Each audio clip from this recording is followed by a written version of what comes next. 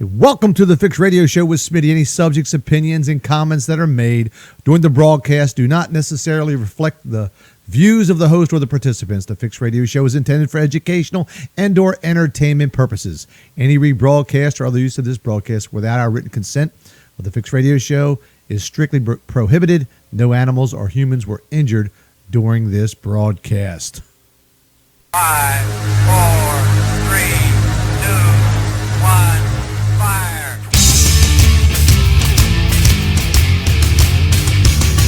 Yes, the wait is over. Welcome to the Fixed Radio Show with SMITTY and his gang. Hey, want to have kids? Sure, they're a lot of fun. Not.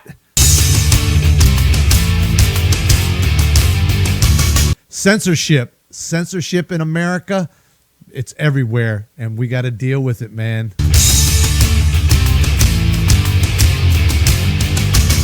Hey, what can I say? I got a woman stays drunk all the time.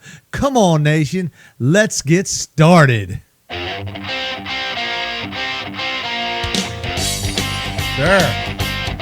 Woo! If I could hear myself, I'd be jumping up and down.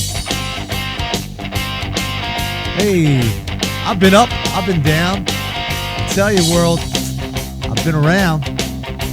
Welcome to the Fixed Radio Show with SMITTY and the gang. Maybe I'll get my headset working and I'll be able to hear my own self, but who knows?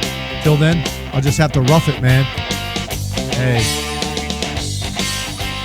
Tell you what, boy, when you have kids, they are something else, you know?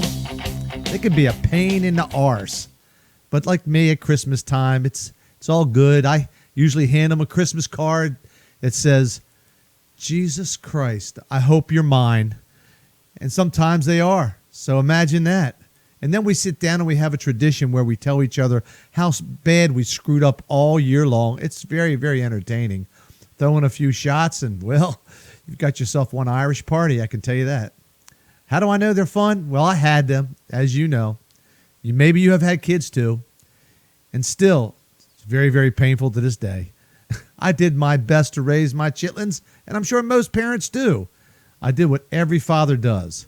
I worked a ton of overtime, so I didn't have to hear their mouth all the time. And when they got sick, I did what every mother and father does. Hit them with a heavy legal dose of Tylenol extra strength sleepy time. That's right, for the kids when they get sick. Nighty-night, boys. How else was I able to watch Monday Night Football? It's tough. Well, not all kids had great moms and dads like me. No. When Riverside County Police entered the Perris house where a married couple was said to be holding their 13 kids captive, they found an horrific scene. There was a strong foul smell. The house was filthy. 3 young women were chained in pieces of furniture. Women, kids, what was going on over here? The children were badly emaciated. Am I pronouncing that correctly? Usually I'm not because I'm tired. And yet Riverside County Sheriff Police Greg Fellows said Tuesday the children's mother was surprised to see authorities. It seemed that the mother was perplexed as why were they at the residence. She said, what are you doing here? I don't understand. Sheriff deputies had never received a call from the house about suspect child abuse. At a news conference, a county child protective services official said, this was the first time we've ever had a chance to intervene, I'm sure.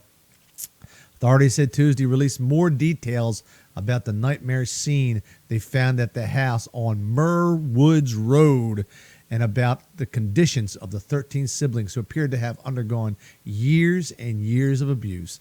A 17-year-old girl was the one who called 911 early Sunday, saying she had escaped from the family's home where her parents had been holding her captive. Wow. On Tuesday, Mr. Fellows, the commander of the sheriff's Perris station, said the girl escaped from a window in the house and called 911 from a deactivated cell phone. I guess they still work. If you don't have it activated, you can still dial 911 like an emergency. That's good to know in case I got to. Well, when the sheriff arrived, they said they couldn't believe it. They said they've been holding 13 of their children just captive, and they didn't know what to do. So the children were finally set free like all kids. They'd get taken care of, and now they're going to be doing pretty good. They said some of those kids looked to be very, very young. The youngest is 2, and the oldest was like 28. But they said that they were so malnutritioned that they didn't realize that some of them were that old. They still looked like to be about 10 years old. And that's horrible. When deputies arrived at the house, they couldn't believe what they were watching. The parents, David Allen Turpin, 57, and Louise Anna Turpin, 49, were arrested on suspicion of torture and child endangerment, and each was being held in lieu of a $9 million bail. Not high enough as far as I'm concerned. I would never let them out. The youngest child was 2, as I said. It was so frail, though, they couldn't believe that the minors were actually older, all up to 29 years old. So what punishment is good? What punishment is good? What do you do to a parent or parents that do this? People are going to say, oh, we just throw them away. You kill them. What kind of punishment is good enough?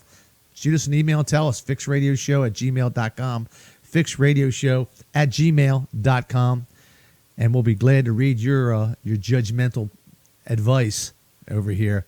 And what amazes me is this happened right next door, literally right next door. So how could you not know?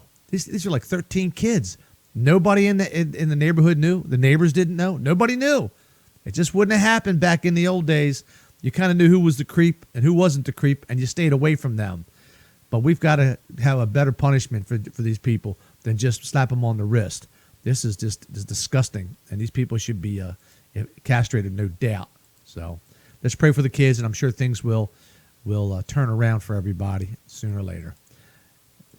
Jumping subjects, I just really want to get on a pet peeve of mine of the day.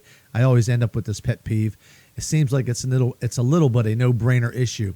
Just a little nip here, just a little nip there, and before you know it, everything you see, everything you're taught, everything you hear, everything you smell will be pre-approved and censored. That's right. You're being programmed by the media, okay? I'm not much of a conspiracy theorist kind of a guy, but I've been seeing too much of this, I guess, censorship is going too far. Look, I understand you don't yell fire in a theater. You don't yell hold up in a bank. And I understand there's things that you just have to hold the line on. But some of this media has been so, say, temperamental that they have to start letting this thing go a little bit. The media censorship is crazy. I mean, you're hitting with like nothing but left-wing media. You've got CBS, Clinton Broadcast Network. You've got NBC, NPR. Everybody is so far left, they're not even in reality. And then you have the far right, which has to overcompensate, and sometimes they're not even in reality. So the voice of reason and common sense has to rear its ugly head, you know. But don't be baited by all the BS you hear. And don't stop being a sucker, okay? And we need a real radical now to come forth and help us pioneer this new wave of realism, because that's what it is. We have to stop with the bull crap, and that's why I'm going to hope for Larry Claxton Flint. We all remember Larry Claxton Flint. Larry Flint, he's the man. If we can get him on board, get Larry Flint to open up his bank account, which is billions of dollars, and open up a whole new venue, YouTube. We'll call it Flint Tube, and then we can have him all uncensored stuff. That way people can talk and say and speak what they want to say. Now, I'm not saying you want to preach, hate speech. I'm not saying you're going to try to kill people with this thing. You're not. But you're going to have to open these doors a little bit and be a little bit more reasonable, people, because censorship has just killed us. What's next? Burning books? Come on. Let it go. Well, that's our show for today on Wednesday. So hopefully you liked it. We'll tune in this weekend. We have another edition of the Fix Radio Show with SMITTY. And don't forget, give us a call, 239-791-7002. Leave a voice message, or you can shoot us an email at fixradioshow@gmail.com.